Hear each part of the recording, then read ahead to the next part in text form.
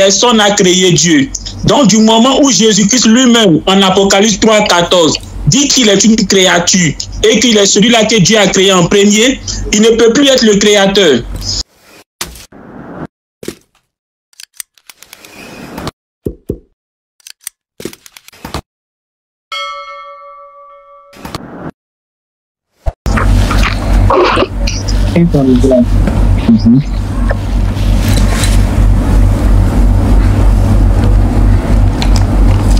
Mon trépied n'est pas...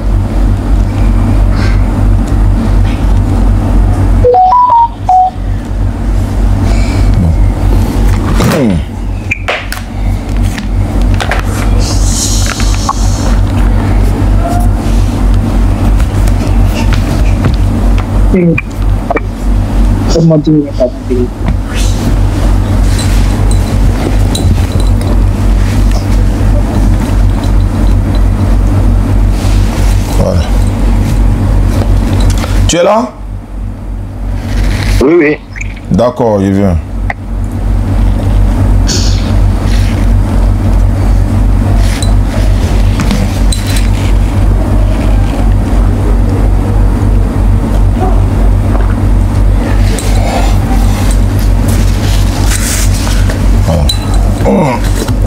Voilà, tiens. Voilà, je pense qu'on est bon maintenant. Le frère du Mali, comment tu t'appelles? Moi, c'est Samon Baba. Tu es chrétien? Oui, je suis chrétien. D'accord. Ton ami qui est à côté de toi, lui, il est musulman? Oui, il est musulman. Oui. D'accord, tu es... Bon, d'accord. Tu as la Bible avec toi? Oui, j'ai la Bible avec moi. Tu voulais débattre sur quel thème? Bon, concernant la divinité de Jésus-Christ.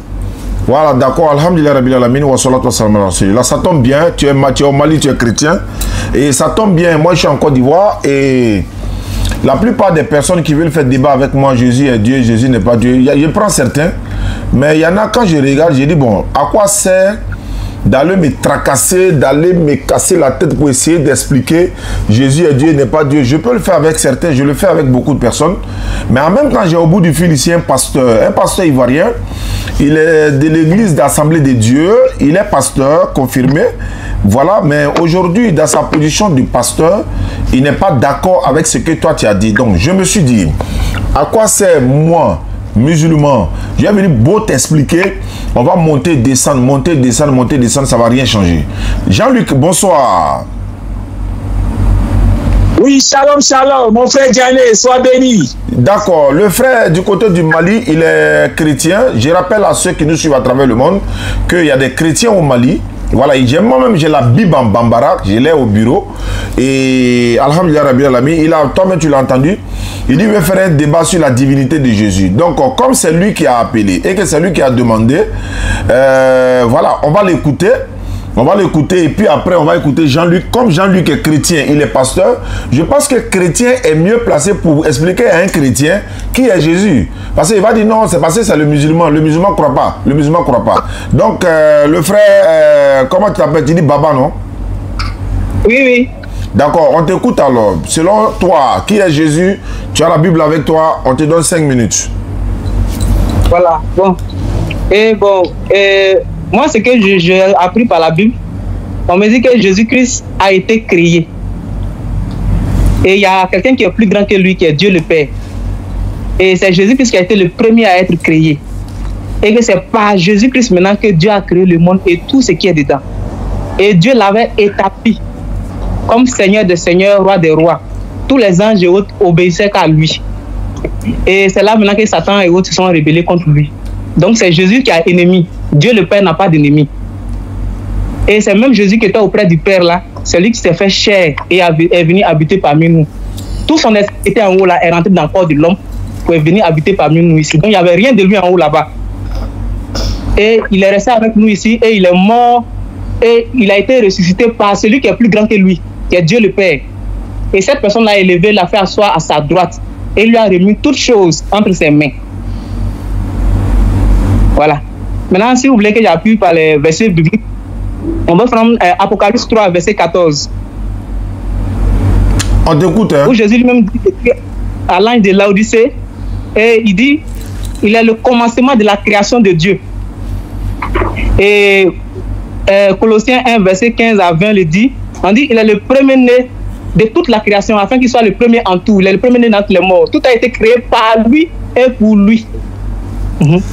Quand on prend Hébreu 1 aussi, on dit, Dieu dans ces derniers temps a parlé par le Fils qu'il a établi héritier de toutes choses, par lequel aussi il a créé le monde. Donc on comprend là que par Jean 1 aussi, verset 1, on dit, au commencement était la parole était avec Dieu, la parole était Dieu. Et toutes choses ont été faites par elle. Donc Dieu le Père n'a pas de commencement, mais c'est quand il a créé le Fils, c'est là que les choses ont commencé. C'est pour ça que le Fils dit, je suis le commencement et la fin, l'alpha et l'oméga. Bon. Les autres versets, il y en a tellement, bon, je préfère me limiter là d'abord, si vous êtes d'accord avec ce que j'ai dit. Donc ce que tu viens de dire là, tu es en train de montrer que Jésus est Dieu comme ça, hein?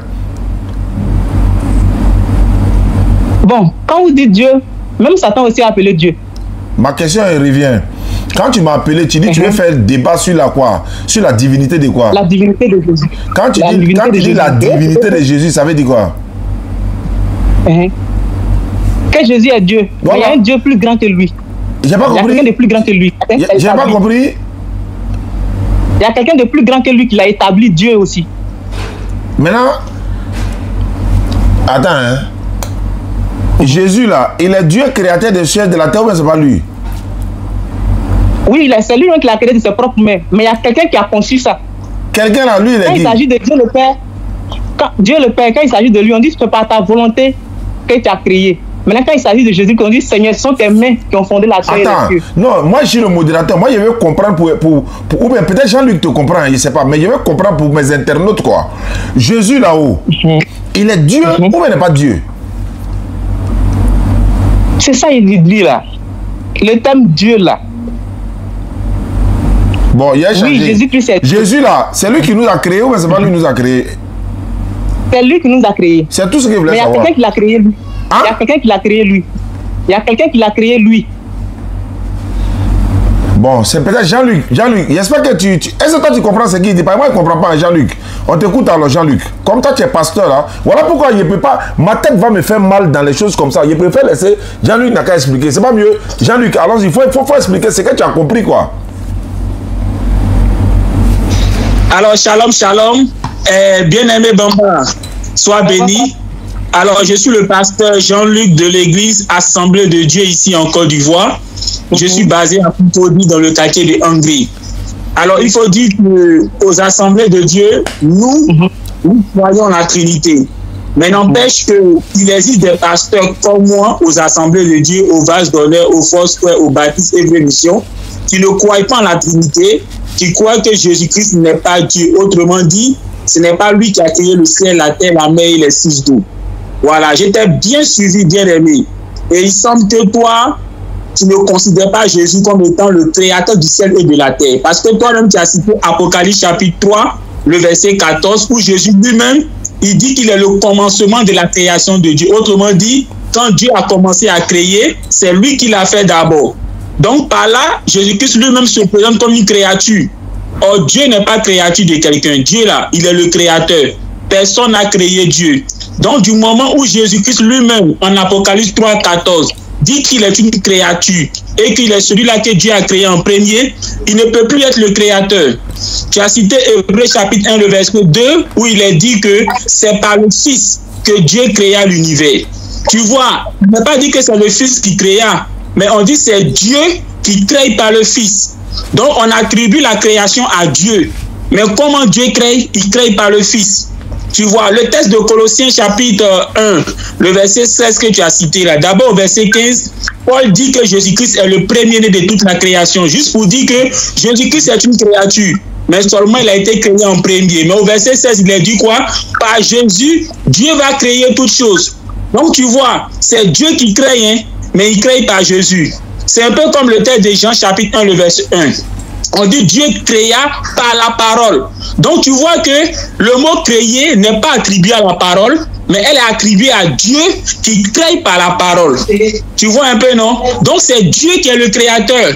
D'ailleurs, Jésus en Marc chapitre 3, lorsqu'il parlait de ce qui va arriver au temps de la fin, il a dit, il y aura une tribulation telle que le monde n'a jamais eu depuis le commencement du monde. que Dieu a créé. Donc Jésus-Christ lui-même là, il attribue la création à Dieu et non à lui-même. Lorsque dans un récit des évangiles, Jésus-Christ a tressailli du Saint-Esprit, il a dit quoi? Je te loue Père, Seigneur du ciel et de la terre. Donc Jésus-Christ lui-même là, il attribue le ciel et la terre à qui? À Dieu, qu'il appelle le Seigneur du ciel et de la terre. Or, bien-aimé, tu es d'accord avec moi qu'on ne doit pas adorer une créature, même si c'est la première créature que Dieu a créée. Même si c'est la dernière créature que Dieu a créée. Parce que Paul, en Romains chapitre 1, le verset 24 à 26, il dit quoi? Qu'il y a des gens qui ont abandonné la vérité de Dieu en adorant la créature au lieu du Créateur. Tu vois, donc on n'adore pas une créature, c'est le Créateur qu'on adore. Or, jusque-là, avec les versets que tu as cités, toi-même tu as montré que le Créateur, c'est Dieu. C'est Dieu. C'est vrai que souvent dans la Bible, on appelle Jésus-Christ Dieu. Oui, Jean chapitre 1 que tu as cité, la parole qui a été créée en premier, on dit qu'au commencement était la parole. Donc Dieu a commencé à créer, il a créé ce tête-là qu'on appelait la parole. Et on a dit que ce tête que Dieu a créé au commencement, qu'on appelait la parole là, il était avec Dieu après sa venue à l'existence. Et Jean dit quoi? Il était Dieu. Donc ce tête appelé la parole que Dieu a créé au commencement là, il est Dieu. Dans la Bible, il n'y a pas que Jésus seul qui est appelé Dieu. En Exode chapitre 7, le verset 1, Moïse est appelé Dieu avec grand D. En 2 Corinthiens chapitre 4, le verset 4, Satan aussi est appelé Dieu.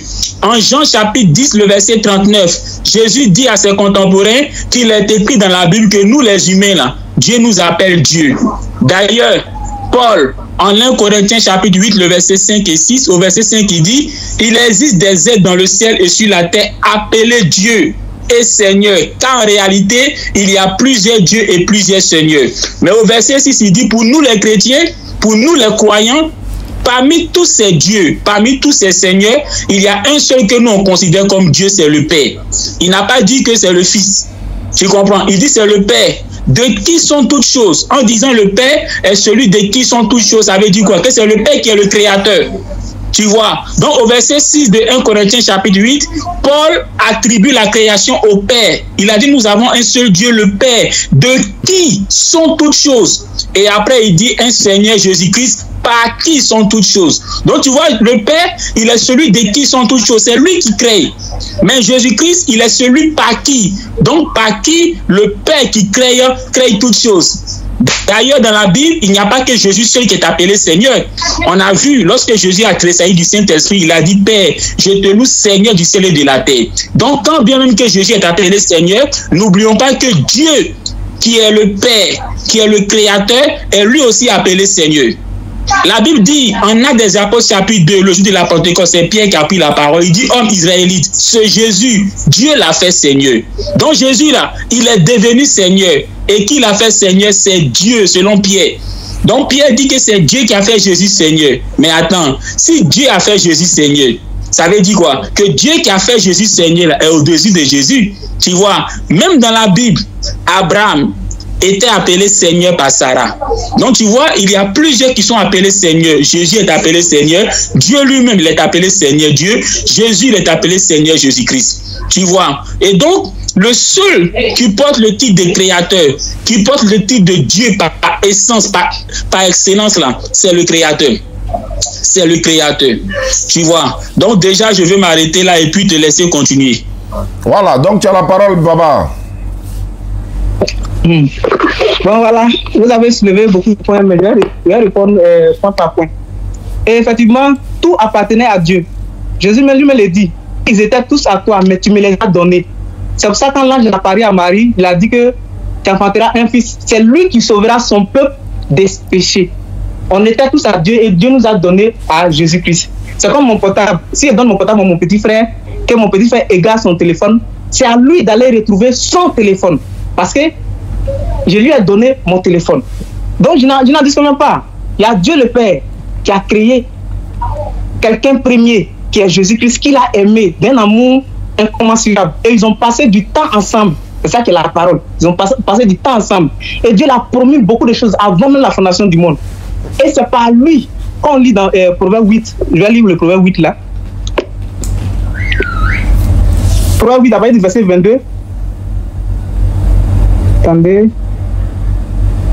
Proverbe 8, à partir du verset 22, il dit: l'Éternel m'a créé la première de ses œuvres, avant ses œuvres les plus anciennes.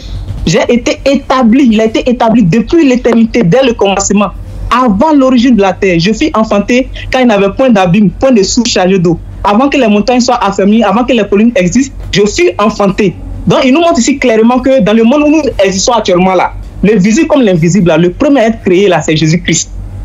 Maintenant, dans le nouveau monde qui est le paradis que Dieu parle là, le premier à être ressuscité là-bas, c'est Jésus-Christ. Et c'est ce Jésus-là qui va créer le reste là-bas. Mais pour que lui soit ressuscité là, c'est quelqu'un de plus grand que lui qui l'a ressuscité. Donc c'est pour ça qu'on dit que non, il est le premier en tout. Maintenant, quand on continue le verset ici, il dit: lorsqu'il donna une limite à la mer pour que les eaux n'en franchissent pas les bords, lorsqu'il posa les fondements de la terre, j'étais à l'œuvre auprès de lui. J'étais à l'œuvre auprès de lui. Après ça, comme on le disait dans Jean, il a dit: rien n'a été fait sans la parole, tout a été fait par elle. Donc c'est lui qui faisait avec ses mains. Mais celui qui l'inspirait, l'architecte même, c'est Dieu. Mais celui qui l'a fait de ses propres mains, c'est Jésus-Christ. Et je faisais tous les jours ses délices. On dit: Dieu a tellement aimé le monde qu'il a donné son Fils unique. On l'appelle Fils unique. Les autres anges aussi sont appelés Fils de Dieu. Ils sont aussi des dieux, avec petit d. Mais pourquoi est-ce qu'on appelle Jésus-Christ Fils unique? Parce que l'amour qu'il a entre le Père et puis lui là. Dieu n'a pas cet amour-là avec les autres. Dieu n'a pas ce lien-là avec les autres. On prend le cas de Genèse 22, dans l'histoire d'Abraham qui a eu deux fils. Ismaël était là. Mais Dieu dit: prends ton fils, ton unique, celui que tu aimes, Isaac. Donc on voit l'unicité ici, c'est traduit par l'amour. Donc le lien que Jésus a avec les autres anges là, Dieu n'a pas ça avec les autres. C'est pour ça qu'il dit: nul ne peut venir au Père sans passer par moi. Parce que le lien qui est avec lui là, c'est par ça qu'on obtient cette grâce là. Voilà, je continue. Dans Hébreu 1.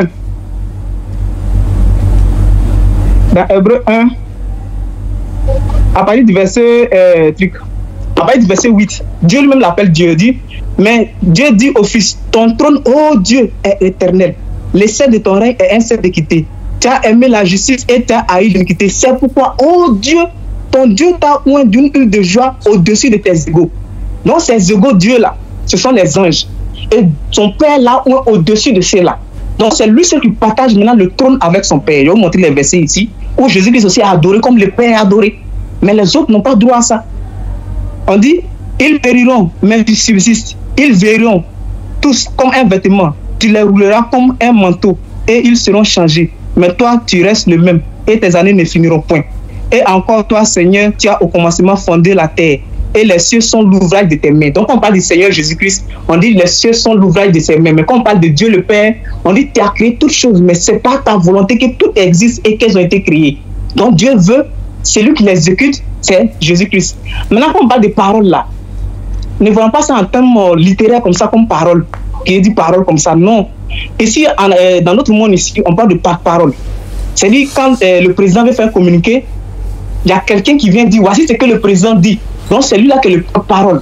Donc Jésus-Christ est le porte-parole de Dieu, mais on appelle ça parole. Quand tu lis dans Ésaïe 53, on dit: qui a connu le bras de l'Éternel. On l'appelle là-bas bras de l'Éternel. Donc il y a plusieurs symboles qu'on appelle avec, mais ça ne veut pas dire en termes littéral que c'est ça quoi.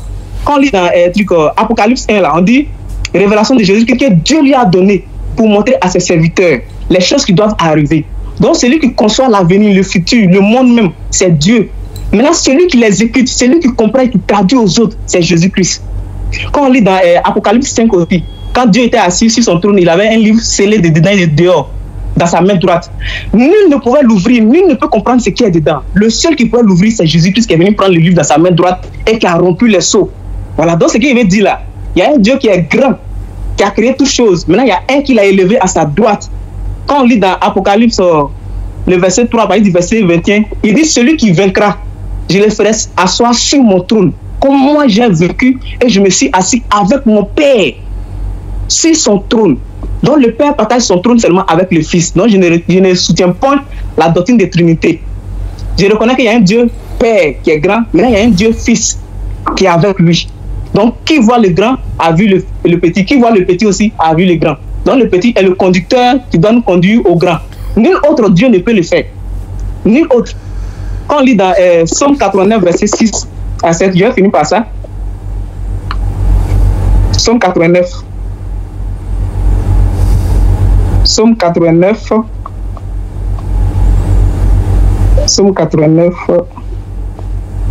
verset 6 à 7. Il dit, car qui dans le ciel peut se comparer à l'Éternel? Qui est semblable à toi parmi les fils de Dieu? Donc l'Éternel en question, c'est Jésus-Christ. On le compare aussi au Fils de Dieu. Les fils, c'est semblable. Que Dieu l'a élevé au-dessus de ses égaux. Ces égaux-là, ce sont les fils de Dieu. Satan, les anges, Gabriel, quoi. Il n'y a personne qui est semblable à lui. Donc on a lu dans Proverbe 8 là, on dit, j'ai été établi depuis l'éternité. Dans Somme d'Asaph, on le lit aussi, je pense que c'est Somme 86, 80 combien là même là, où dit, Dieu juge parmi les dieux. Dieu juge dans l'assemblée de Dieu. Donc les autres anges qui sont tous là-bas là, le plus grand là, c'est Jésus-Christ. C'est lui qui a conservé son titre et Dieu l'a donné encore un titre encore plus grand que tous les autres. Voilà, je pense que je m'arrête là. D'accord, Jean-Luc, tu as la parole. Alors encore une fois, shalom, shalom, bien-aimé Bamba. Vraiment, c'est un plaisir pour moi d'échanger avec vous, de savoir que tu fais partie également de ces chrétiens, de ces pasteurs, que ce soit aux assemblées de Dieu, aux vases d'honneur, aux baptistes et missions, qui croient que Jésus-Christ n'est pas Dieu. Parce que quand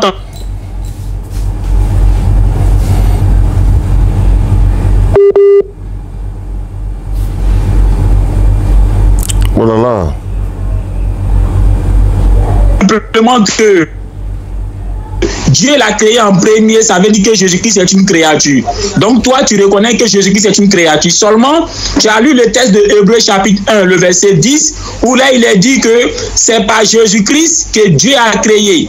Et on présente ici Jésus-Christ comme étant le maître d'ouvrage et Dieu comme étant, comment on appelle ça? On va dire le concepteur.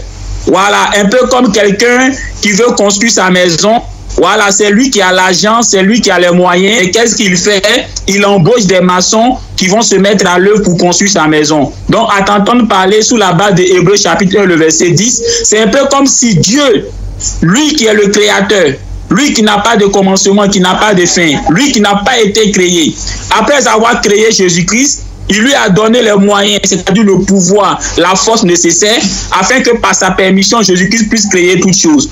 Donc, en t'écoutant, même si Jésus-Christ, on va dire par la permission de Dieu, a pu amener les choses à l'existence, n'en demeure pas moins que Jésus-Christ a été créé par Dieu. Voilà. Or, ce que nous disons, le Dieu que nous devons adorer là, c'est celui-là qui n'a pas été créé. Du moment où Jésus-Christ a été créé, comme tu l'as dit, tu as cité le texte de Apocalypse chapitre 3, le verset 14, Colossiens chapitre 1, le verset 15. Du moment où il a été créé, même si après sa création, Jésus-Christ, par la permission de Dieu, Dieu par lui a créé toutes choses, n'empêche que Jésus-Christ est une créature. Or, Dieu, lui, il est le créateur. Personne ne l'a créé. Donc, c'est Dieu que nous devons adorer. Tu as dit comme ça que Jésus-Christ est assis à la droite de Dieu. Mais tu vois, bien aimé, en Apocalypse chapitre 3, le verset 21, Jésus-Christ, après son retour au ciel, dit quoi? À celui qui vaincra, je le ferai asseoir sur mon trône, comme moi j'ai vaincu et je suis assis à...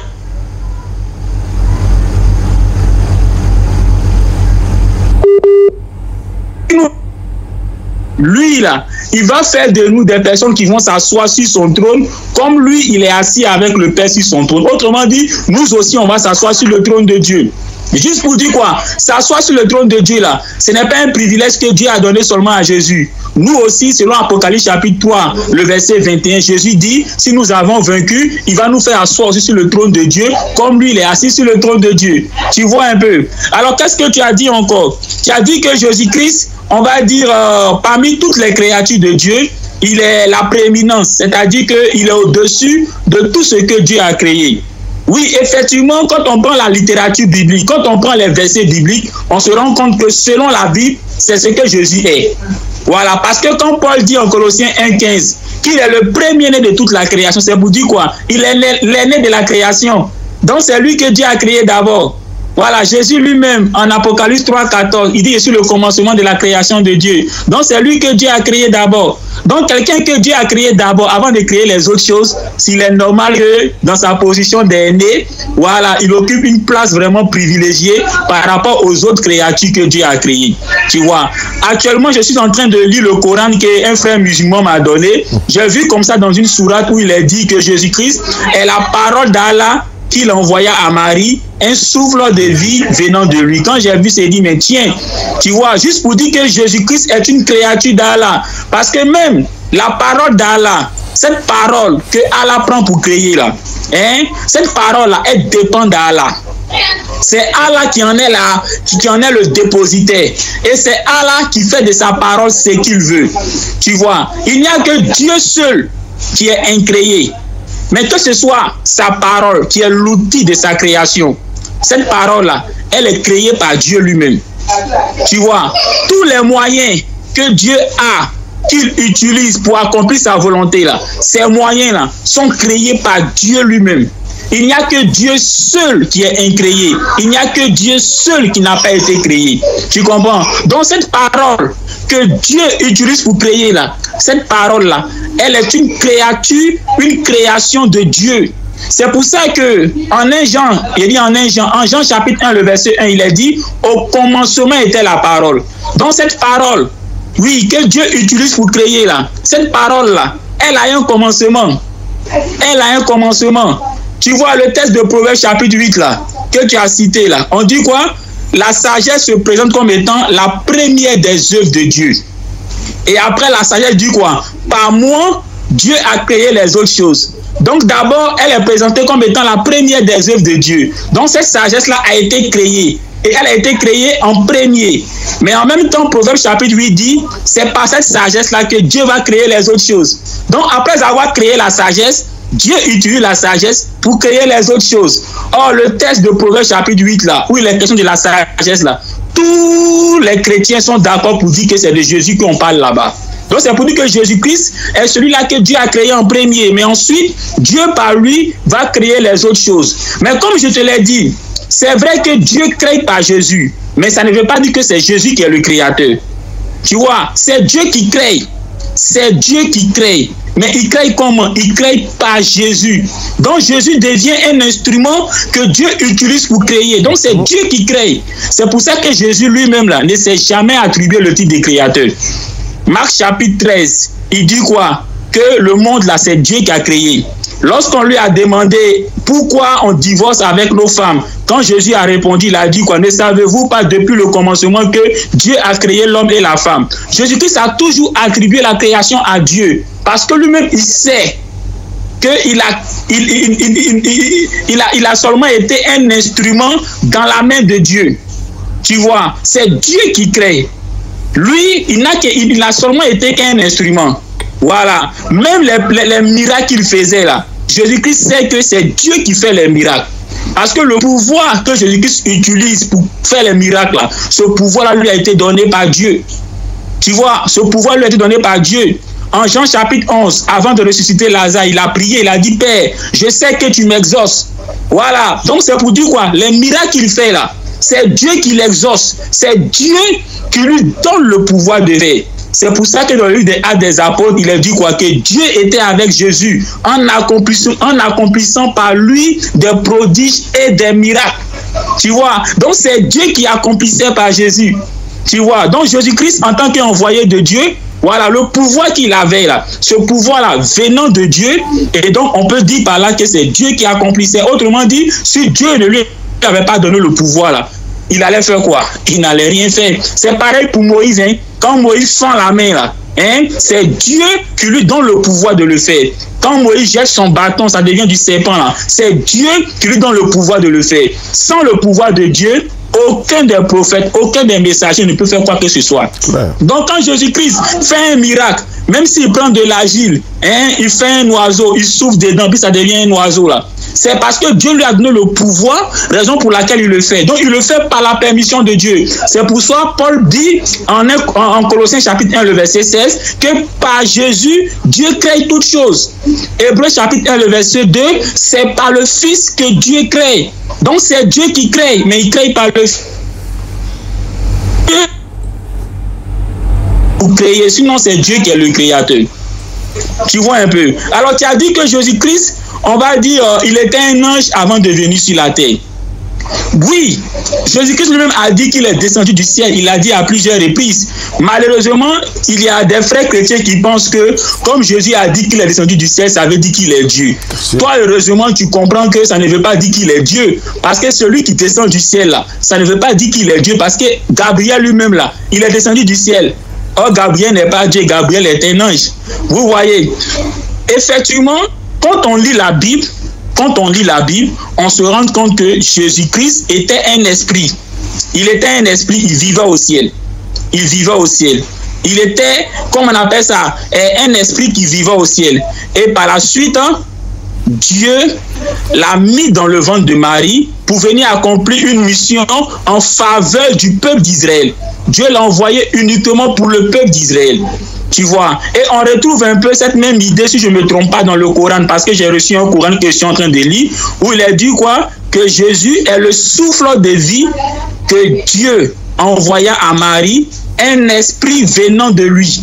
Tu vois, donc cet esprit-là, que Dieu a mis en Marie, là, cet esprit-là était auprès de Dieu. Ce souffle de vie que Allah a mis en Marie, là, ce souffle de vie, là, avant d'être en Marie, là, il était où? Il était auprès d'Allah.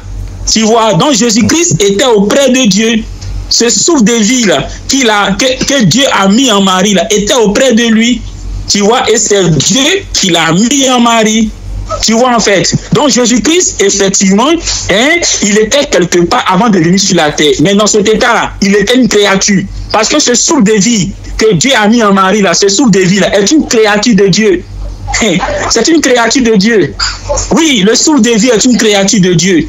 Oui, cette créature-là que Dieu a créée, qu'on appelle le souffle de vie, là, c'est par ça que Dieu donne la vie. C'est par ça que Dieu donne la vie. Tu vois, et c'est normal parce que la Bible dit que c'est par le premier-né que Dieu crée toutes choses. Tu vois, donc celui-là que Dieu a créé en premier, c'est encore par lui que Dieu crée toutes choses. Donc ce souffle de vie qui était avec Dieu, que Dieu a créé en premier là, c'est par ce souffle de vie là que Dieu a donné la vie aux autres choses. Tu vois un peu, mais ce souffle de vie là n'est pas Dieu. Tu vois, parce que ce souffle de vie là, un, il dépend de Dieu. Deux, il a été créé par Dieu. Tu vois, donc il n'est pas Dieu. Il n'est pas Dieu.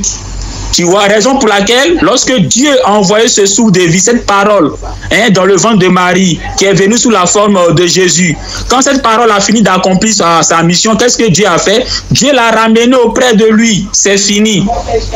C'est fini. Et on attend encore à la fin des temps pour que Dieu nous ramène encore cette parole-là pour accomplir sa dernière mission. Mais ce qu'il faut comprendre, Jésus-Christ n'est pas Dieu. Même s'il est la parole de Dieu, mais la parole de Dieu n'est pas Dieu. C'est comme toi, ta parole. Ta parole n'est pas toi. Mais ta parole, là, c'est quelque chose qui sort de toi. Tu comprends? Et quelque chose qui sort de toi, là, ça t'engage. C'est comme, par exemple, quand tu prends un caillou, tu lances le caillou et puis ça casse une voiture. Le caillou, là, c'est pas toi. Mais du moment où c'est toi qui as lancé le caillou et que le caillou a cassé une voiture, là, c'est toi qui vas venir attraper. Pourquoi? Parce que c'est toi qui as fait l'action. Tu comprends? Donc ta parole n'est pas toi, mais ta parole c'est un produit de toi. Du coup, tout ce que tu dis, ça t'engage. Lorsqu'on dit que Jésus-Christ c'est la parole de Dieu, on n'est pas en train de dire que quand Dieu parle, c'est ça qui est Jésus. Toi-même tu l'as bien dit.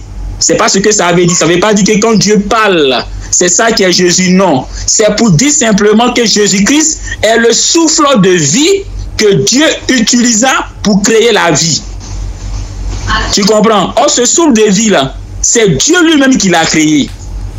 Et à partir de cette création qui est le souffle de vie là, Dieu maintenant va donner la vie aux autres choses. Donc, je m'arrête là. Voilà, Baba, tu as la parole. Il te reste encore. Après le tour de Baba, on va se... Voilà, vous allez essayer d'échanger dialogue direct. Et puis maintenant, on va essayer de se donner un temps de parole pour pouvoir terminer autour de 1 heure de temps de parole sur le thème de la divinité de Jésus. Avant que Baba ne continue, Inch'Allah, j'aimerais rappeler à tous les internautes qui nous suivent à travers le monde qu'au niveau de la DDR, voilà, je rappelle ça tous les jours, au niveau de la DDR, on sollicite, n'est-ce pas, ceux qui nous suivent à travers le monde, on sollicite votre soutien pour les besoins de la DDR, l'Internet, la connexion Internet, comme je l'ai dit, au bureau, au Figayo, etc., etc. Donc les numéros de la DDS sont là pour, voilà, pour que vous puissiez nous soutenir, quoi, Inch'Allah. 07 47 32 04 55, c'est le numéro de la DDS. 07 47 32 04 55. Ça, ce sont les numéros de la DDR, ceux qui peuvent nous soutenir pour les chaises, la location des chaises et tout ça. On a un frère même qui nous a apporté de l'argent de la Belgique, non? Voilà, il a dit comme ça qu'on pouvait acheter 100 chaises. Voilà, pour pouvoir placer, alors que tous les jeudis, c'est déjà, on fait beaucoup de doigts, hein, mais tous les jeudis, on prend au moins 200, 300 chaises. Mais ce qu'il a fait déjà, c'est déjà salutaire, il faut le dire merci. Merci beaucoup, Bakary, vraiment, qu'Allah te récompense, merci déjà. Donc, on sollicite toujours vos soutiens. En plus de cela, j'ai lancé une opération comme ça pour, tu as dit quoi? J'ai dit 07 47 32 04 55. Voilà, vous avez mis 07 47, le reste 07 47 32 04 55. Voilà, c'est le numéro officiel de la DDR. Maintenant, pour ceux qui veulent faire des puits châteaux, je veux collecter 15 personnes, disons, rassembler 15 personnes pour réaliser un puits château. Vous pouvez participer à la mémoire de vos parents, je le dis tous les soirs, parce que chaque soir quand je parle de ça, il y a 2-3 personnes qui me contactent pour avoir des informations. Donc, pour faire un puits château, vous pouvez vous mettre ensemble. J'ai déjà recensé près de... ça va atteindre 10 personnes bientôt. Je vais attendre quand ça atteint les 10 personnes, là, je vais donner la liste des 10 personnes maintenant. Donc, vous pouvez participer, réaliser un puits château. On a besoin de 15 personnes pour réaliser ce puits château dans un village où les gens ont besoin d'eau. Et vraiment, ils ont besoin d'eau potable. Et là, c'est les numéros qui sont au bas de l'écran. Merci beaucoup, Aïcha Silla. Le combat de Jean-Luc. Voilà, donc Jean-Luc est le combat de Aïcha. Voilà, donc tu fais le contraire. Donc 05 94 87 58 58 pour ceux qui veulent participer pour le puits château. Voilà. Maintenant, pour ceux qui veulent soutenir la DDR pour les besoins, ça c'est 07 47 32 04 55. Maintenant, ceux qui veulent nous soutenir, disons participer à la construction du puits château, on a besoin de 15 personnes comme je l'ai dit. 05 94 87 58 58 pour permettre de participer aux 15 personnes. Les 15 n'ont pas encore atteint. Vous me contactez sur WhatsApp, je vous envoie les vidéos et puis les détails. D'accord, Baba, tu as le temps de parler et puis après on passe à Jean-Luc et puis après vous allez faire dialogue direct. Allons-y, réfutation. Voilà, et grand frère, vraiment merci pour ton intervention. Et vraiment, je suis content, au moins on voit la différence entre Jésus et puis Dieu le Père. Mais il y a un point que je ne suis pas d'accord là-dessus, c'est que moi, je soutiens que Jésus-Christ a gardé sa nature de divinité. Il est Dieu aussi. Comme le Père est Dieu là, le Fils aussi est Dieu aussi. Je vais montrer par les versets. Tout ce que le Père reçoit, le Fils aussi reçoit, même l'adoration. Je vais le montrer par les versets. Et Jean 5, à partir du verset 22, il dit, le Père ne juge personne, mais il a remis tout jugement au Fils, afin que tous honorent le Fils comme il honore le Père. Celui qui n'honore pas le Fils n'honore pas le Père qui l'a envoyé. Donc le Fils doit être honoré. Quand on lit dans Hébreu 1, à partir du verset 5, là où dit, au moment où Dieu introduisait le premier-né à nouveau dans le monde, il dit quoi? Que tous les anges de Dieu se prosternent devant lui. Et quand on lit dans Apocalypse 5, Apocalypse 5, à partir du verset 12, on dit, j'ai regardé et j'ai entendu la voix de beaucoup d'anges autour du trône et des êtres vivants et des vieillards. Et leur nombre était des myriades et des myriades et des milliers. Ils disaient d'une voix forte, l'agneau qui a été immolé est digne de recevoir la puissance, la richesse, la sagesse, la force, l'honneur, la gloire et la louange. Ce sont les faits des adorations. À partir du verset 13, et toutes les créatures qui sont dans le ciel, sur la terre, sous la terre, sur la mer, et tout ce qui s'y trouve, je l'ai entendu qui disait, à celui qui est assis sur le trône, qui est Dieu le Père, et à l'agneau, qui est le Fils, soit la louange, l'honneur, la gloire, la force au siècle des siècles. Donc Jésus-Christ aussi est sujet d'adoration, puisqu'il est assis à la droite de celui qui est adoré. Il est adoré aussi. Et Daniel 7. Daniel 7, à partir du verset 9, ici, il dit, j'ai regardé pendant que l'on plaçait des trônes, et l'ancien des jours s'assit. On comprend déjà l'ancien des jours, ici c'est Dieu le Père. Son vêtement était blanc comme la neige, les cheveux de sa tête étaient comme de la laine pure, son trône était comme des flammes de feu, et les roues comme un feu ardent. Un fleuve de feu coulait et sortait de devant lui. 1000 millions le servaient et 10 000 millions se tenaient en sa présence. Les juges s'assis et les livres furent ouverts. Et quand on va jusqu'au verset 13, dit: j'ai regardé pendant mes visions nocturnes et voici sur les nuées des cieux arriva quelqu'un de semblable à un fils de l'homme, qui est Jésus-Christ. Il s'avança vers l'ancien des jours et on les fit approcher de lui. On lui donna la domination, la gloire et le règne. Et tous les peuples, les nations et les hommes de toute langue le servirent. Sa domination est une domination éternelle qui ne se passera point. Donc il est servi. Et au moment où Jésus est ressuscité, quand Thomas est venu toucher sa blessure, il a dit quoi? Mon Seigneur et mon Dieu. Jésus ne l'a pas blâmé parce qu'il a dit mon Dieu. Et quand on lit dans Apocalypse 1 ici, on dit révélation de Jésus-Christ que Dieu lui a donné pour montrer à ses serviteurs les choses qui doivent arriver bientôt et qu'il a fait connaître par l'envoi de son ange. Donc ici clair, c'est Jésus-Christ qui envoie son ange à Jean. Et quand on lit dans Apocalypse 22, au verset 6 ici, 22, au verset 6 on dit quoi? Et il me dit, ces paroles sont certaines et véritables. Et le Seigneur, le Dieu des esprits des prophètes, a envoyé son ange pour montrer à ses serviteurs les choses qui doivent arriver bientôt. Donc les esprits, l'esprit qui s'est prononcé par Moïse, par les prophètes Élie et autres là, on dit le Dieu même qui les gère là, on dit c'est Jésus-Christ. C'est lui qui gère sous ces anges là. Après ça, on lit dans Proverbe 8 verset 22 là, il dit j'ai été établi depuis l'éternité. Et quand on lit dans les livres de Philippiens là, on dit il a reçu le nom au-dessus de tous les noms, afin que quand on dit son nom là, tout genou fléchit. Donc quand genou fléchit, ça veut faire quoi? Ça vous reconnaît, c'est une adoration. Reconnaît sa supériorité, il est supérieur à tout. C'est lui qui ouvre, personne ne peut fermer. C'est lui qui ferme, personne ne peut ouvrir.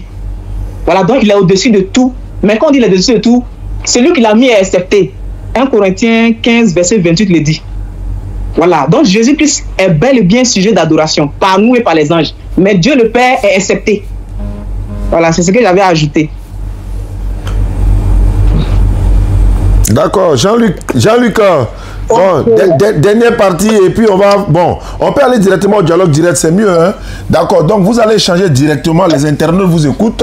Je profite rapidement pour saluer Hassan Yacoub, le parrain de la DDR depuis Azopé.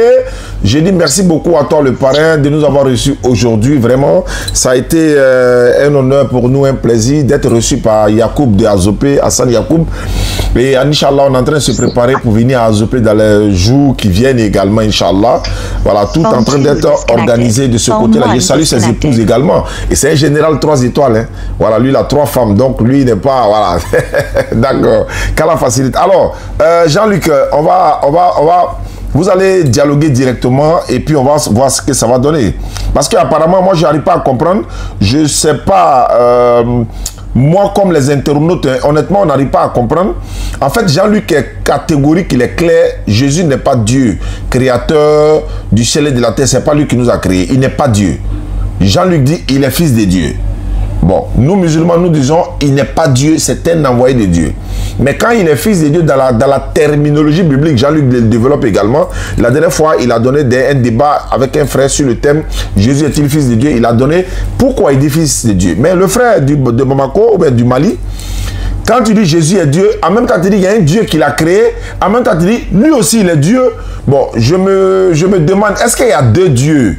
Ou bien c'est un seul Dieu qui a créé le ciel et la terre, qui n'est pas Jésus, mais Jésus aussi est appelé Dieu, mais sans pour autant être Dieu. J'arrive pas à comprendre en fait. Donc, si vous allez dialoguer directement, ça va nous donner plus de détails. Donc, allons-y pour le dialogue direct. Jean-Luc est là, le frère est là. Allons-y, échange direct.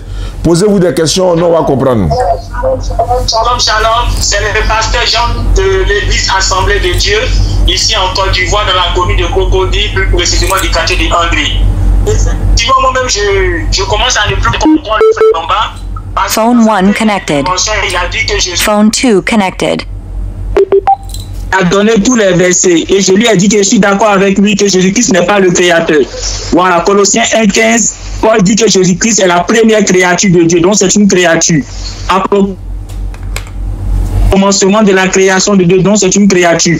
Et je lui ai dit comme ça qu'en tant que pasteur, j'ai reçu un Coran d'un frère musulman, j'ai lu dans le Coran, voilà, où il a dit que Jésus-Christ est la parole de Dieu qui m'a envoyé à Marie, un souffle de vie venant de lui. Voilà, donc Jésus-Christ est le souffle de vie que Allah a envoyé à Marie selon le Coran. Mais le souffle de vie là, ce n'est pas Allah. Voilà, même parce que Allah, lui, il n'est pas souffle de vie, Allah, il est créateur. Et même ce souffle de vie là, c'est une création de Allah. Parce que c'est à travers ce souffle de vie-là que Allah donne la vie. Voilà. Et donc, quand le frère a dit comme ça que Jésus-Christ, on va dire, en tant que parole de Dieu, c'est par lui que Dieu a créé toutes choses, selon Jean chapitre 1, le verset 1 à 3, je lui ai dit que c'est normal. Parce que, effectivement, cette parole de Dieu-là, elle n'est pas Dieu dans ce sens que le Dieu qui utilise sa parole pour s'exprimer là, lui-même, il a créé cette parole-là. Parce que le verset 1 dit, au commencement était la parole. En disant au commencement était la parole, c'est pour dire que Dieu, il est celui-là qui a créé cette parole-là en premier. Parce qu'au commencement était la parole, c'est au commencement de quoi? Au commencement de la création. C'est comme si on disait, au commencement du quartier était la maison numéro A. Bema, tu peux intervenir. Si tu n'es pas d'accord, tu peux intervenir. Voilà. Donc ça veut dire que la maison numéro A, quand on dit au commencement du quartier était la maison numéro 1, ça veut dire que la maison numéro 1 est la première maison à être construite dans ce quartier. Donc quand on dit au commencement était la parole, ça veut dire que la parole est la première œuvre de Dieu. Donc c'est la première création de Dieu. Donc au commencement était la parole, ça veut dire que cette parole a été... Excusez-moi, même dans Jean là aussi on dit la parole était Dieu. Elle était avec Dieu. Donc ça fait deux êtres déjà. Oui, ça fait deux dieux. C'est-à-dire que le Dieu avait produit la parole et la parole elle-même qui est Dieu, ça fait deux dieux. C'est pour ça que après avoir dit la parole était Dieu, Jean poussait en disant que Dieu avait qui était la parole là. Utilisait cette parole là qui est aussi Dieu pour créer les autres choses. Maintenant, ce qu'il faut savoir, lorsqu'on dit que la parole est aussi Dieu là, ça ne doit pas nous étonner parce que dans la Bible là, même Moïse est appelé Dieu, Exode chapitre 7, le verset 1. Satan aussi est appelé Dieu, 2 Corinthiens chapitre 4, le verset 4. Jean chapitre 10, le verset 39, Jésus-Christ dit que tous les humains sont des dieux. Donc si les humains sont appelés Dieu, si Moïse est appelé Dieu, si Satan est appelé Dieu, c'est Dieu aussi qui est un grand prophète de Dieu, un grand messager de Dieu qui ne sera pas appelé Dieu. Mais la Bible dit que quand bien même qu'il y a beaucoup de dieux, selon 1 Corinthiens 8, le verset 5, au verset 6, Paul dit quoi? Parmi tous ces dieux-là, il y a un seul qui est vrai, c'est le Père. Donc le Père, il est Dieu par essence et par excellence. Tu as dit comme ça que selon Jean chapitre 5, le verset 20, Jean chapitre 5, Jésus-Christ a dit que le Père lui a donné tout pouvoir afin que nous puissions l'honorer de la même manière que nous honorons le Père. Mais tu vois, c'est le Père qui lui a donné ce pouvoir-là.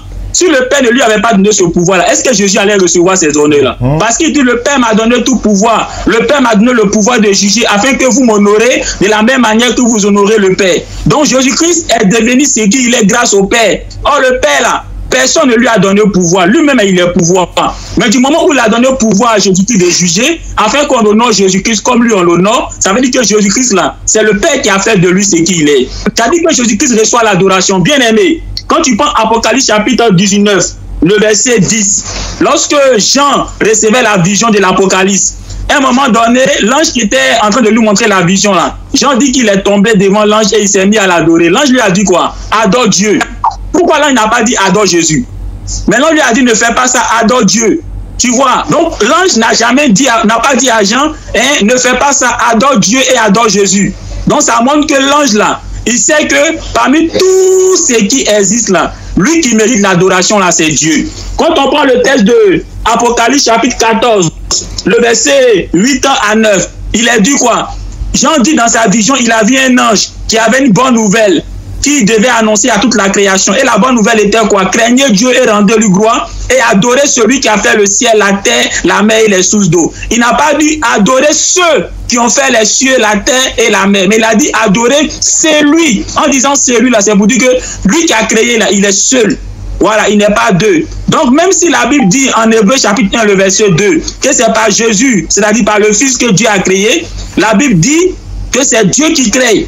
Voilà, même si Jésus-Christ est celui par qui Dieu a créé, mais la Bible n'attribue jamais la création au Fils. Elle attribue toujours la création au Père. D'ailleurs, Apocalypse chapitre 14, le verset 8 à 9, l'ange a dit, adorez celui et non ceux qui ont fait les cieux, la terre et la mer et les sources d'eau. Donc celui qui a fait les cieux et la terre et les sources d'eau, là, en disant celui, c'est pour dire que c'est un individu, c'est une seule personne, ce n'est pas plusieurs personnes. Et il est logique que c'est Dieu, c'est-à-dire le Père. Tu vois. Donc nulle part dans la Bible, on attribue l'adoration à Jésus-Christ. Même en Apocalypse chapitre 5, que tu as cité le verset 14 là, où après que Jésus-Christ ait pris le lit dans la main de Dieu qui est assis sur le trône, le verset 14 dit quoi? Toutes les créations dans les cieux et sur la terre ont dit à celui qui est assis sur le trône, c'est-à-dire Dieu, et à l'agneau, soit la gloire, l'honneur et la puissance. Et ensuite les autres se sont prosternés et ont adoré. Tu vois, c'est vrai qu'ils ont mis adorer, mais dans certaines versions de la Bible, tu ne verras pas adorer, tu verras rendre hommage. D'autres versions n'ont même pas dit adorer, ils ont mis simplement se sont prosternés. Tu vois, mais pourquoi cette variance-là? Pourquoi certains mettent adorer, d'autres mettent rendre hommage, d'autres mettent se prosterner? C'est pour dire simplement que ici, là, l'acte qu'ils ont posé là, ce n'est pas une adoration dans le sens d'adorer Dieu, mais il s'agit simplement d'une adoration au sens figuré, un peu comme si tu disais à ta femme chérie, je t'adore. Quand tu dis à ta femme chérie, je t'adore, ça n'a pas le même sens que quand tu dis Dieu, je t'adore. Quand tu dis chérie, je t'adore, c'est pour dire que tu aimes ta femme beaucoup. Mais quand tu dis Dieu, je t'adore, ça veut dire que tu lui rends un culte. Donc ici, là, le mot adorer, là, du moment où il est changé selon certaines versions de la Bible, par rendre hommage, ou bien encore par prosterner simplement, ça veut dire que ce mot-là ne veut pas dire adorer Dieu dans le sens de rendre un culte, mais ça veut simplement dire que les gens se sont prosternés et ont rendu hommage à Dieu et à Jésus-Christ qui s'est trouvé digne de venir prendre le livre dans la main de Dieu. Non, je ne sais pas si tu veux dire quelque chose d'autre. Ouais, grand frère, je t'ai écouté. Tantôt, j'ai l'impression que tu veux me rejoindre, ma paix, bon. Et tu vas un peu à l'opposé de ce que je dis, quoi. Mais bon, on risque de passer beaucoup de temps à travers ça. Aïcha, merci beaucoup d'avoir supprimé. Comme je t'ai dit là, il y a montré par les versets qui montrent que tout ce que tu Dieu vois, le Père bizarre, faut les est la source de toutes choses. Maintenant, parmi tous ceux qu'il a créés, il y a un qu'il a aimé, qu'il a tout donné. On dit, tout pouvoir lui a été donné. Tout, Dieu lui a tout donné, excepté lui-même Dieu. Mais tout ce qui reste, qu'on peut imaginer, Dieu lui a tout donné. On dit, afin que toute plénitude habitate en lui. Et Paul même le dit, ça dans 1 Corinthiens ou quoi, là même, où il dit que non, Jésus-Christ atteint la lumière que nul ne peut atteindre. Donc, on ne va pas trop passer du temps là-dessus, parce que même quand on ne sont pas des heures là. Tu vois, bien aimé, on dit c'est Dieu qui lui a donné le pouvoir. Entre le Dieu qui a donné le pouvoir à Jésus, entre le Dieu qui a donné le pouvoir à Jésus et Jésus à qui il a donné le pouvoir, qui est au-dessus de qui? Question. C'est le Dieu qui a donné le pouvoir qui est au-dessus. Alors. Très bien. Donc, le Dieu qui a donné le pouvoir à Jésus qui est au-dessus à Jésus. Entre lui et puis Jésus, qui on doit adorer. Et ce que le Fils dit, il dit, tout ce que tu as est à moi. Tout ce que le Père a est à moi. Donc, ce que le Père reçoit, le Fils aussi reçoit aussi. Tout ce très bien. La Bible dit que tous ceux qui ont cru en Dieu, là, ils seront héritiers de Dieu et co-héritiers de Christ. Tu le sais, non? Oui, on sera assis sur un trône avec lui. Mais ce n'est pas tout le monde qui n'a pas le temps de parler. Donc ça veut dire que du moment où les croyants seront héritiers de Dieu, selon la Bible en Romains, seront héritiers de Dieu et co-héritiers de Christ, ça veut dire que les croyants ainsi que Jésus seront propriétaires des biens de Dieu. Tu comprends? Donc est-ce que ça veut dire qu'on aura droit à l'adoration tout comme Dieu? La Bible est claire là-dessus. Il dit, ceux qui vaincront seront assis sur mon trône. Comme j'ai vaincu, mais si avec mon Père sur son trône. Et quand le Père est assis sur son trône, il reçoit quoi? Si ce n'est des adorations. Donc ça veut dire que c'est le nouveau monde qui vient là, il a soumis à nous. Et non aux hommes. Donc ça veut dire que tous les croyants seront adorés. C'est ce que tu comprends par là. En Apocalypse chapitre 3, verset 21. Oui, c'est tous les croyants s'assoient sur le trône de Dieu. Donc ça veut dire que tous les croyants seront adorés. Non, c'est pas tous les croyants. C'est pas tous les croyants. On dit les élus. Il y a deux groupes, il y a les appelés et les élus. On dit de rentrer dans un autre débat. Non, je te prends au mot. Apocalypse chapitre 3, le verset 21, Jésus-Christ dit à celui qui vaincra là, il va s'asseoir sur le trône de Dieu, tout comme moi j'ai vaincu et je suis assis sur le trône de Dieu. Donc, est-ce parce que les chrétiens, les croyants vont s'asseoir sur le trône de Dieu, ce qui revient à dire que les croyants seront adorés? Oui. Je prends le cas de Joseph. Je vais m'expliquer. Je prends le cas de Joseph, que Pharaon l'a élevé à sa droite. Joseph pouvait mettre en prison, faire sortir de prison. C'est Joseph qui partageait tous les biens de Pharaon. Maintenant, je ne sais pas, qu'est-ce que vous appelez adorer? Moi, ce que moi je comprends par adorer, quand il regarde dans le dictionnaire, On dit c'est faire des louanges, des éloges à quelqu'un. Par exemple, je dis à mon frère ici, c'est par ton intelligence que tu as créé les iPhones, tu as fait tout ça. Oh mon frère, tu es digne vraiment d'être reconnu comme ça. C'est ça qu'on appelle adoration. Donc on reconnaît par là, par Jésus-Christ, que Seigneur Dieu, c'est par tes mains que tu as fondé la terre au commencement. C'est écrit dans la Bible. Voilà, ça c'est un sujet d'adoration comme ça. Très bien, tu vois. Donc tu es d'accord pour dire que le mot adorer est un mot qui est polysémique. C'est-à-dire qu'il a un sens selon le contexte. Quand il s'agit de Dieu, il s'agit ici de rendre un culte. Quand on parle d'adorer Dieu, c'est rendre un culte. Mais quand on parle, par exemple, des croyants qui seront assis sur le trône de Dieu, selon Apocalypse chapitre 3, le verset 21, et toi tu dis qu'ils seront adorés, parce que étant sur le trône de Dieu, pour toi ils doivent être adorés. Ici, le mot adorer ne veut pas dire qu'on va les rendre un culte, mais c'est simplement que on va les rendre hommage. C'est un peu ça, c'est ça? Voilà, on leur dira, ceux qui seront assis à sa droite là, on leur dira que ils ont été sans tache, purs, parce qu'ils ont réussi à se purifier dans le sang de l'agneau. Donc, on va lui faire des hommages aussi. C'est un sujet d'adoration. Donc, ce qui est bien, c'est que tu reconnais que le mot adorer, quand il est attribué à Dieu, ça signifie rendre un culte. Mais quand il n'est pas attribué à Dieu, ça ne veut pas dire rendre un culte. On est bien d'accord? Oui, oui. Pas de souci. Oh, ici, nous, on veut savoir de tout ce qui existe là, qui on doit adorer, c'est-à-dire à qui on doit rendre un culte. Donc on est d'accord, toi et moi, pour dire que le seul à qui on doit rendre un culte, c'est le Créateur, Dieu, celui-là qui a créé Jésus et qui, par Jésus-Christ, a créé toutes choses. On est bien d'accord? Voilà, oui, on lui rend maintenant l'adoration là par Jésus-Christ. Quand il lit dans les épîtres là, on dit Dieu le Père par Jésus-Christ notre Seigneur. Comme il est dit, nul ne peut aller au Père sans passer par lui. Donc à part lui, il n'y a pas autre chemin. C'est pas possible d'aller ailleurs pour aller à Dieu. Ce créateur-là est accessible par Jésus-Christ. D'accord, donc le plus important, c'est que Jésus-Christ n'est pas ce créateur-là. Mais quand le créateur l'a envoyé en mission pour le peuple d'Israël, voilà, par lui, c'est-à-dire par Jésus-Christ, l'homme pouvait quoi? S'approcher de Dieu. On est bien d'accord? Oui, oui.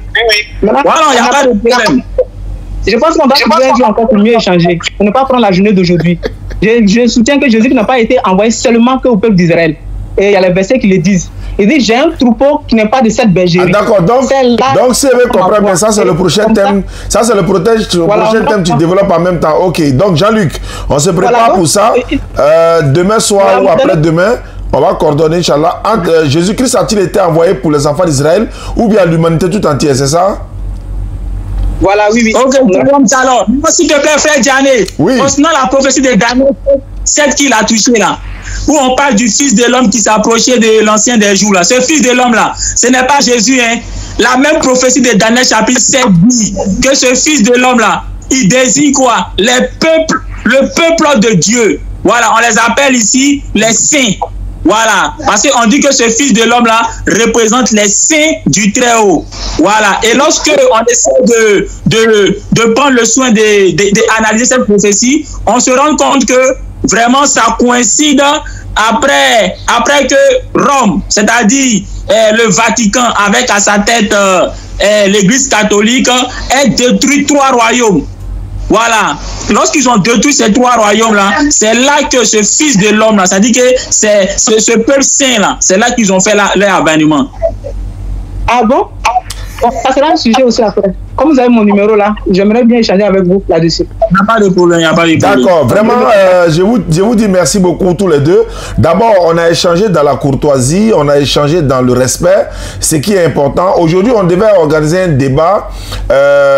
Jean-Luc et puis un pervers là, l'un des membres de Wikigang. Donc après, quand j'ai su que c'était lui, mais comme ils sont mal élevés, ils sont impolis, donc j'ai dû ne plus accepter le débat avec voilà. Donc on a trouvé une autre personne qui est là, voilà, et c'est ce que nous faisons tous les jours. Quand quelqu'un n'est pas bien éduqué, nous on ne débat pas avec lui. Certains ont l'impression qu'on fuit certaines d'autres personnes.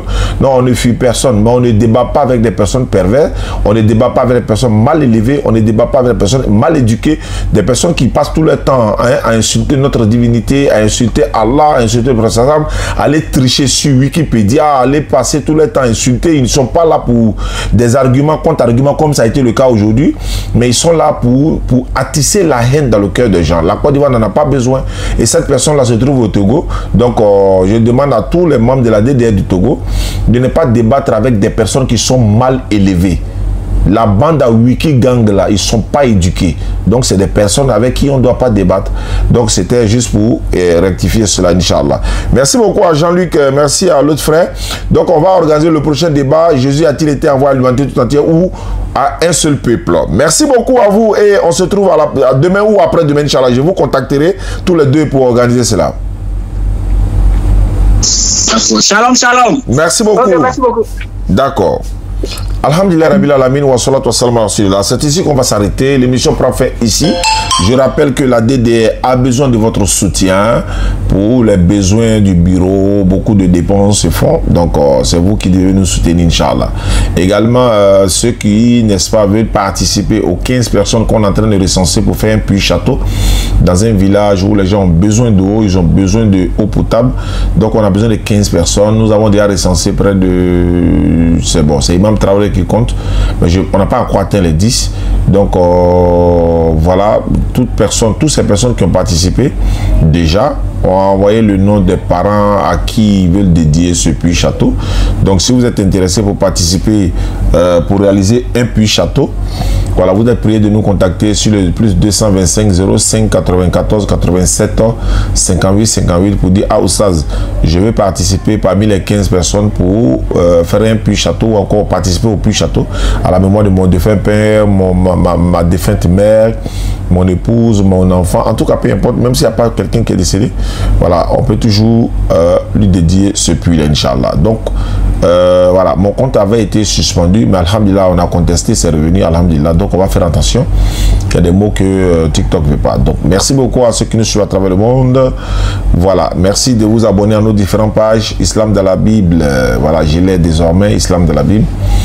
Voilà, et il y a la Dawa dans la rue, il y a Ismaël Akaï Oussaz Diané, il y a le YouTube, la DDR, la vraie chaîne YouTube, c'est notre page YouTube de la DDR. C'est vrai qu'on a nos différentes pages YouTube, mais ce sont les pages officielles de la DDR. Vous devez vous abonner. Le Facebook également est là, et voilà. Voilà, donc merci beaucoup. Qu'Allah facilite. On va se donner rendez-vous à la prochaine, Inch'Allah. Merci beaucoup à ceux qui nous suivent à travers le monde. Barakallahu fikum wa salamu alaikum wa rahmatullahi wa barakatuhu.